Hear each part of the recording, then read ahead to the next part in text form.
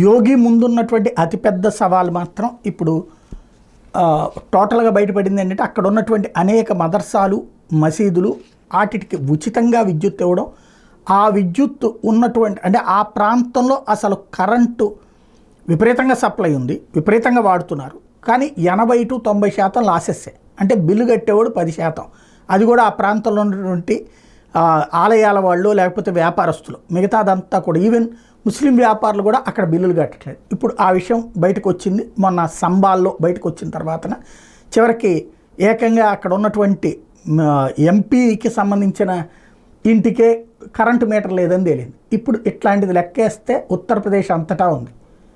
ఇదివరకు పాత బస్తీ అంటుండేవాళ్ళు, హైదరాబాద్ పాత బస్తీలో దమ్ముంటే కరెంటు మీటర్ పెట్టండి, దమ్ముంటే ఇంటికి వెళ్ళి చెక్ చేయండి అని చెప్పి. ఇక్కడ కరెంటు మీటర్లు ఉన్న ఇళ్లలోనేమో మీటర్ తిరగదు, లేని చోట్ల అసలు మీటరే ఉండదు, కరెంటు వాడేసుకుంటారు. ఇప్పుడు నిజంగా దీన్ని పరిష్కరించగలడా యోగి ఆదిత్యనాథ్ ముందున్న అతిపెద్ద సవాల్ ఇది.